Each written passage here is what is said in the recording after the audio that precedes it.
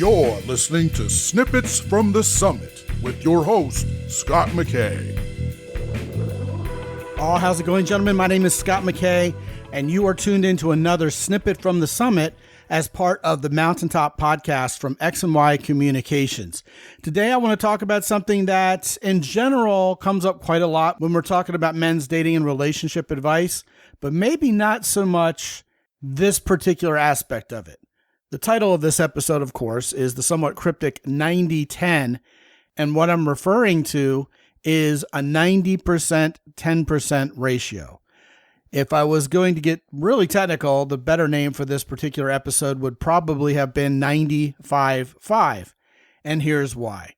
Well, it all starts out with we as men kind of judging ourselves the way we tend to judge women, regardless of how women judge us as men or not. And maybe judge is a strong word. How about evaluate the sexual potential or the attraction thereof? Well, we as men obviously look at a woman and decide she's hot or not. And it is widely rumored, and I believe with plenty of validity, that women look at more than just looks when it comes to us as men. And that, of course, has been the topic of lots of podcasts we've done in the past. But the point here being that we as men tend to gravitate towards a belief that our looks, whether that means we're genetically handsome, whether we've been to the gym and are cut, anything like that, is what women prioritize the most when considering a mate or even someone to go out on a date with, right? Well, here's the thing. Most of us as men are not really designed to be quote-unquote beautiful. If you think about femininity and what it represents, feminine energy is all about beauty and play and joy and comfort and pleasure and things like that. We as men are built to provide and protect.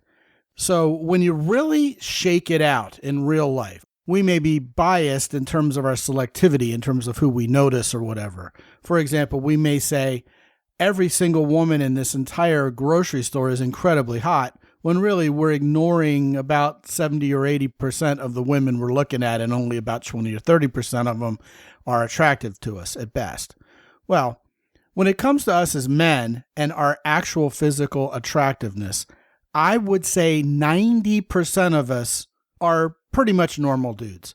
We're neither incredibly ugly, nor do we have like unbelievable movie star good looks, right?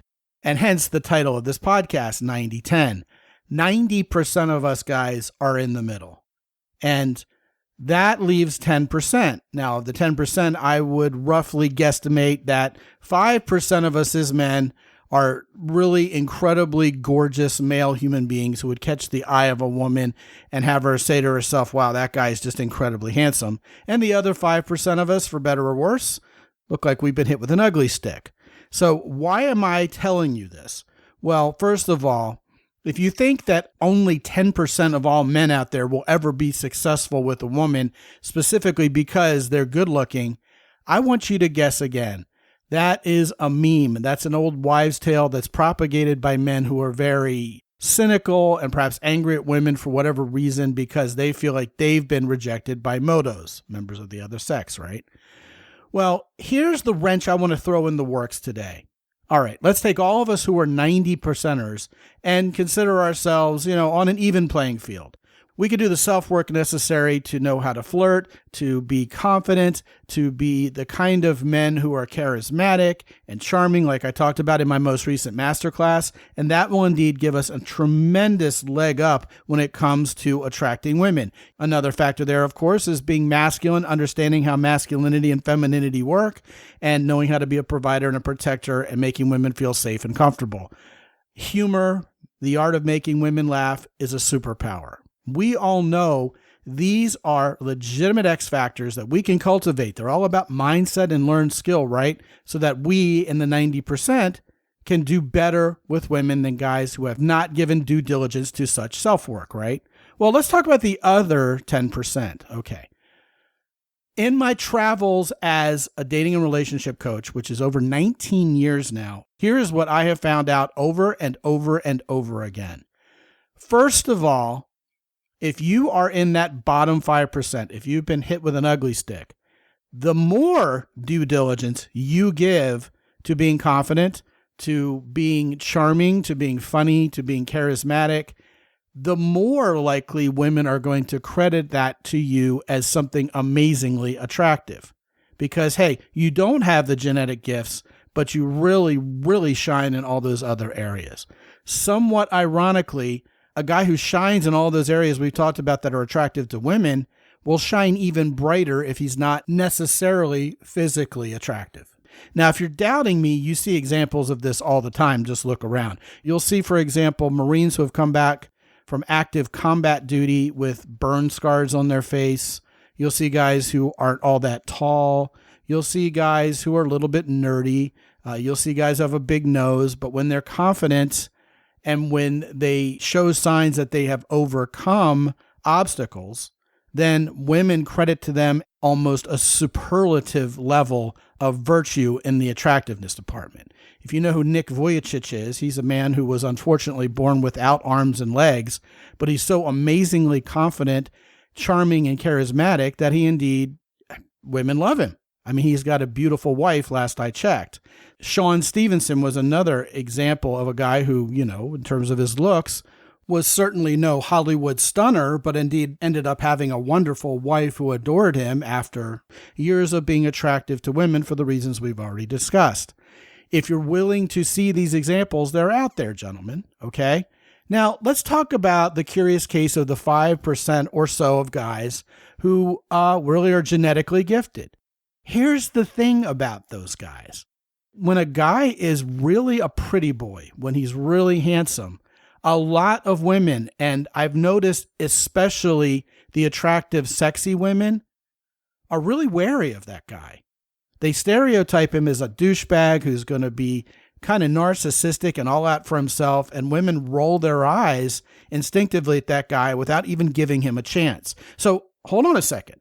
This isn't all women I'm talking about, but I've talked to and I've heard from a lot of women who make this assumption, whether it's fair or not, about really handsome guys without even giving them a chance.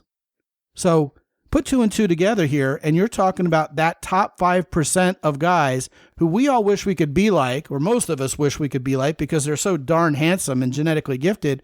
Sometimes it's because of that genetic giftedness itself that they have a harder time with women. They've got to overcome that preconceived notion, that cognitive bias that a lot of women have, simply to get anywhere with them. And of course, if the halo effect of being a handsome man is not followed through with on a first date with a woman where he isn't intelligent, he isn't socially gifted, he's boring, anything like that, women will absolutely drop him like a hot potato without giving him a second chance. Whereas perhaps ironically enough, if he was one of the 90%, they would have forgiven that and given him another chance. Again, if you listen to women, if you read articles from women, you'll notice that this is absolutely played out over and over again in real life. The guy who's got those natural, genetically gifted good looks faces this obstacle time and time again, where the rest of us, whether we're part of the 90% or the other 5%, frankly, wouldn't have to deal with that. So what's the bottom line here? Guys, forget about it. I don't care whether you've been hit with an ugly stick, whether you're Gorgeous George or you're anybody in the middle. Work on those X factors that absolutely are proven to be attractive and irresistible to women. And guess what? That's when you'll be head and shoulders ahead of any other guy competing for the girl that you want. Want to talk about this or anything else? Scot at mountaintoppodcast.com. Be good out there. As always, visit mountaintoppodcast.com for more.